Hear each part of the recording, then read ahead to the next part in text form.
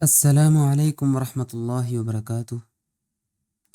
പ്രിയപ്പെട്ട കുട്ടികളെ, നമ്മൾ ഇന്ന് പഠിക്കാനായിട്ട് പോകുന്നത് നിങ്ങൾക്ക് ഉപകാരപ്പെടുന്നുണ്ടെങ്കിൽ നിങ്ങൾ കൃത്യമായിട്ട് കമൻറ്റ് ബോക്സിൽ അറിയിക്കണം.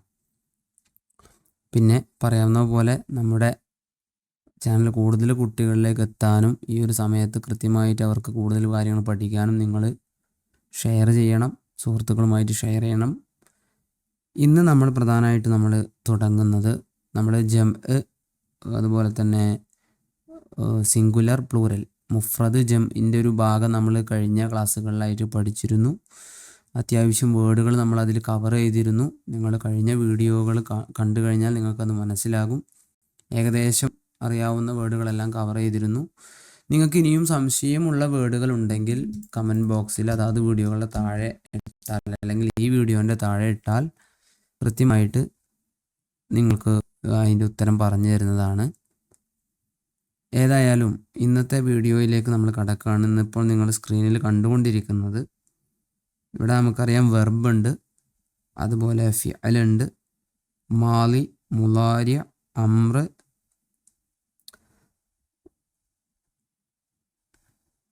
മാലി, മുലാരി, അമ്ര, നഹ്യ്, ഇസ്മു ഫാഇൽ, ഇസ്മു മഫ്ഊൽ, ഇവയെല്ലാം ഉണ്ട് അല്ലേ.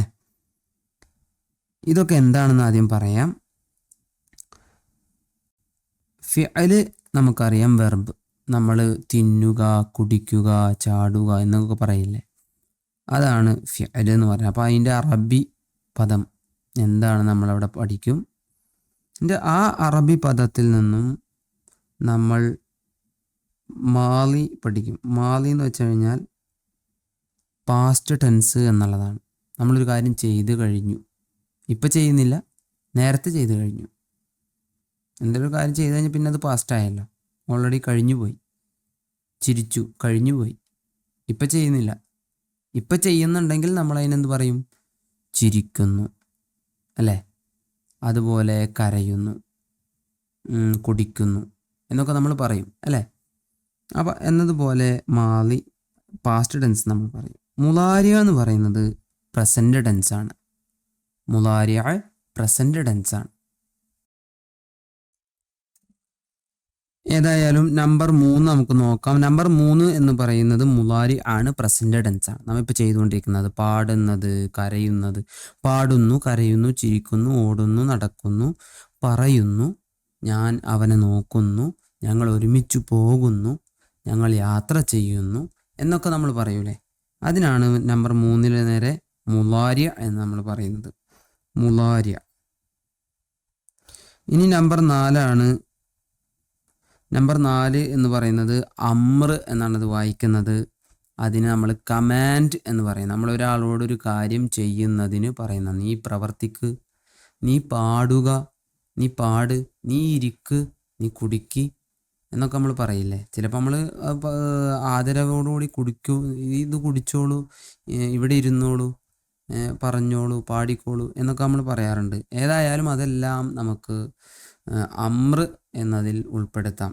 കൽപ്പിക്കുക, കൽപ്പനക്രിയ എന്ന രീതിയിൽ നമുക്ക് അതിനെ പറയാം. അടുത്തത് 5 ആണ്. 5ാമത്തെ നമ്പറിന് നേരെയുള്ളത് നെഹ്യ് എന്നുള്ളതാണ്. നമ്മൾ ഒരാളോട് നമ്മൾ ചെയ്യരുത് എന്ന് പറയാം. ഒരു കാര്യത്തിൽ നിന്ന് നമ്മൾ അദ്ദേഹത്തെ എന്ത് ചെയ്യുക, മാറ്റി നിർത്തുക. അങ്ങനെ ചെയ്യരുത് എന്ന് പറയുന്നതിനാണ് നെഹ്യ് എന്ന് പറയാം. കുടിക്കരുത്, ഇപ്പോൾ അങ്ങനെ കളിക്കരുത്, നമ്മൾ ഒരുമിച്ച് ഇപ്പോൾ അങ്ങോട്ട് പോകരുത്, അതുപോലെ തന്നെ ഇപ്പോൾ വിളിക്കരുത്, പ്രയാസപ്പെടുത്തരുത്, ചിരിക്കരുത്, ഇവിടെ ബഹളം ഉണ്ടാക്കരുത് എന്നൊക്കെ നമ്മൾ പറയാറില്ലേ. ഇങ്ങനെ പറയുന്നതിന് വേണ്ടി പ്രയോഗിക്കുന്നതാണ് നെഹ്യ് എന്ന് പറയുന്നത്.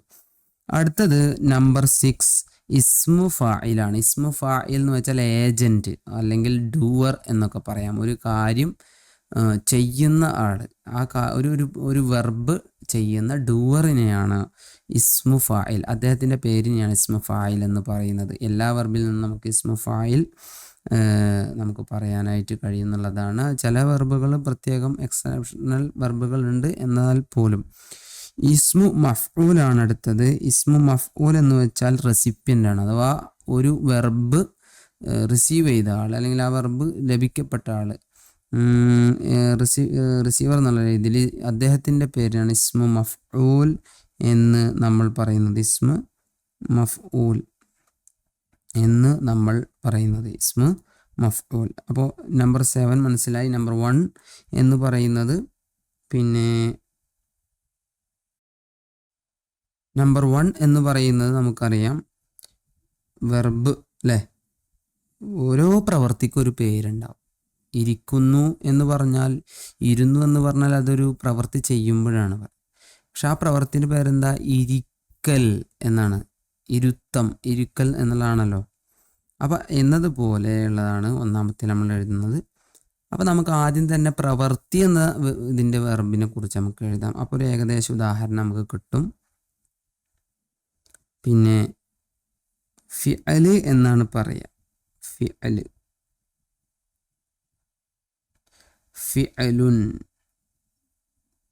അർത്ഥം പ്രവൃത്തി എന്നാണ്. ഫിഅലുൻ അർത്ഥം പ്രവൃത്തി.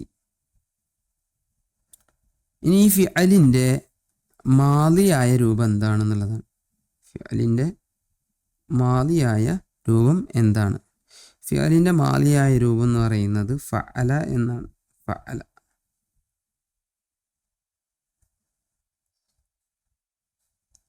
ഫഅല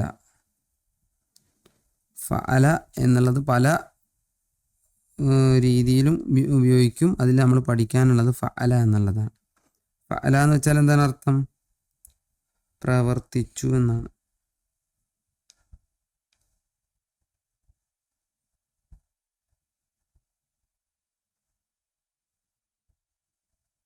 പ്രവർത്തിച്ചു.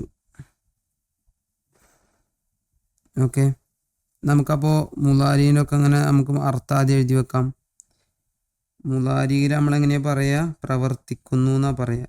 പ്രവർത്തിക്കുന്നു, അതിൻ്റെ അറബി എന്തായിരിക്കും നമുക്ക് പഠിക്കാം. പ്രവർത്തിക്കുന്നു. അമ്രാണെങ്കിൽ നമ്മളെങ്ങനെയാണ് പറയുക? പ്രവർത്തിക്ക്.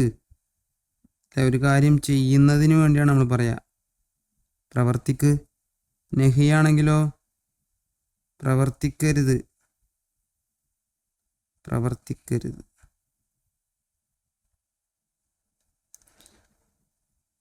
ഇസ്മു ഫായില് പ്രവർത്തിച്ചവെന്നാണ് അല്ലേ.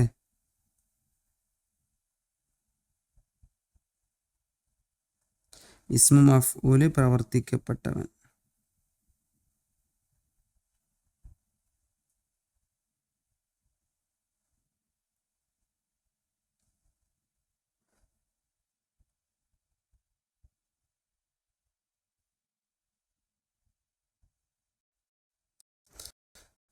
പ്രവർത്തിച്ചു, പ്രവർത്തിക്കുന്നു, പ്രവർത്തിക്കരുത്, പ്രവർത്തിച്ചവൻ, പ്രവർത്തിക്കപ്പെട്ടവൻ. ഇത്രയും കാര്യങ്ങളാണ് നമ്മൾ യഥാർത്ഥത്തിൽ എന്ത് ചെയ്യേണ്ടത്? ശ്രദ്ധിക്കേണ്ടത്. ഇതിൻ്റെ അറബി എങ്ങനെയാണ്? അപ്പോൾ ആദ്യം നമ്മൾ ഫഅല എന്ന് എഴുതി. അതിൻ്റെ അർത്ഥം എന്താ? പ്രവർത്തിച്ചു. ഏതായാലും നമുക്ക് ബേസിക് ആയിട്ടുള്ള ഇതാണ്. ആര് പ്രവർത്തിച്ചു എന്ന് ചോദിച്ചു കഴിഞ്ഞാൽ ഇതിനൊക്കെ എന്താണ്? അവൻ എന്നുള്ളതാണ്. മാലിയും നമ്പർ 2 ആൻഡ് നമ്പർ 3. മാലി മുലാരിയിലൊക്കെ അവൻ എന്നതിനെ കുറിച്ച് ഒരുവൻ പ്രവർത്തിച്ചു. അവനെക്കുറിച്ചാണ് പറയുന്നത് കേട്ടോ. അത് അവളാകുമ്പോൾ ഇതിൻ്റെ രൂപം മാറും.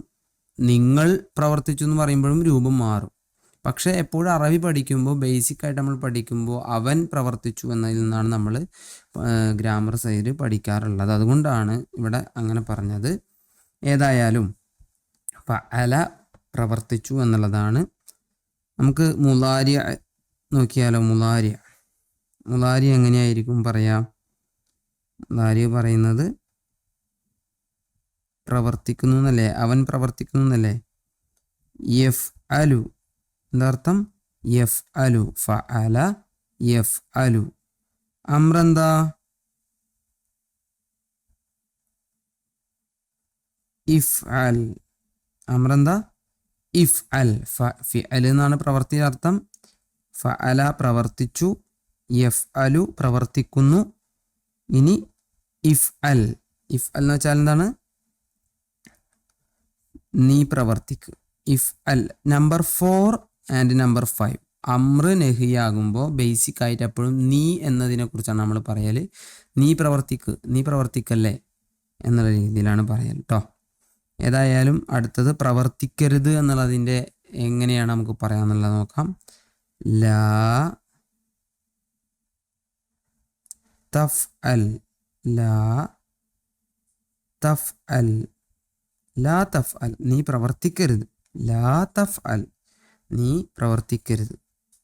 അടുത്തത് നോക്കാം. നമ്പർ 6 ഇസ്മു ഫായിലാണ്. പ്രവർത്തിച്ചവൻ എന്നുള്ള ഇതിന് അറബി എങ്ങനെ നമുക്ക് ഉപയോഗിക്കാം? ഫിഅല് കണ്ടല്ലോ, നമ്പർ 1 ഫിഅല് നിങ്ങൾ കണ്ടല്ലോ. അതുപോലെ നമ്പർ 2 ഫഅല എന്ന് നമ്മൾ കണ്ടല്ലോ. അതിനെ നമ്മൾ ഈ രൂപത്തിലാക്കിയാൽ പ്രവർത്തിച്ചവൻ എന്ന അർത്ഥം കിട്ടും. ഫാഇലുൻ, ഫാഇലുൻ, പ്രവർത്തിച്ചവൻ, ഡൂവർ എന്നുള്ള അർത്ഥം. അടുത്ത നോക്കാം. നമ്പർ 7 ഇസ്മു മഫ്ഊലാണ്. ഇസ്മു മഫ്ഊൽ നമ്മൾ എഴുതുന്നത് എങ്ങനെയാണ്? മഫ്ഊലുൻ, പ്രവർത്തിക്കപ്പെട്ടവൻ. മഫ്ഊലുൻ, പ്രവർത്തിക്കപ്പെട്ടവൻ. അപ്പോൾ നോക്കൂ, പ്രവർത്തിച്ചു, ഹി ഡിഡ്. യഫ്അലു, ഹി ഈസ് ഡൂയിങ് അല്ലേ? ഇഫ്അൽ, പ്ലീസ് ഡു അല്ലേ? ഒരാളോട് ചെയ്യാൻ പറയാം. ലാ തഫൽ, ഡോണ്ട് ഡു ദാറ്റ്, അത് അവിടെ ചെയ്യരുത്. ഫാഇലുൻ, ഡൂവർ, മഫ്ഊലുൻ, റിസീവർ അല്ലേ? അപ്പം ഇതാണ് ഫിഅല് എന്നുള്ള പദത്തിൻ്റെ നമ്മൾ നോക്കുമ്പോൾ നമുക്ക് കിട്ടുക. ഫിഅല്, ഫഅല, യഫ്അലു, ഇഫ്അൽ, ലാ തഫ്അൽ, ഫാഇലുൻ, മഫ്ഊലുൻ. ഓക്കെ, അപ്പോൾ ഇത്രയും കാര്യങ്ങൾ കൃത്യമായിട്ട് ശ്രദ്ധിക്കുക, നന്നായി പഠിക്കുക. അല്ലാഹു അനുഗ്രഹിക്കട്ടെ. അടുത്ത വെർബ് അടുത്ത ക്ലാസ്സിൽ പറയാം. അസ്സലാമു അലൈക്കും.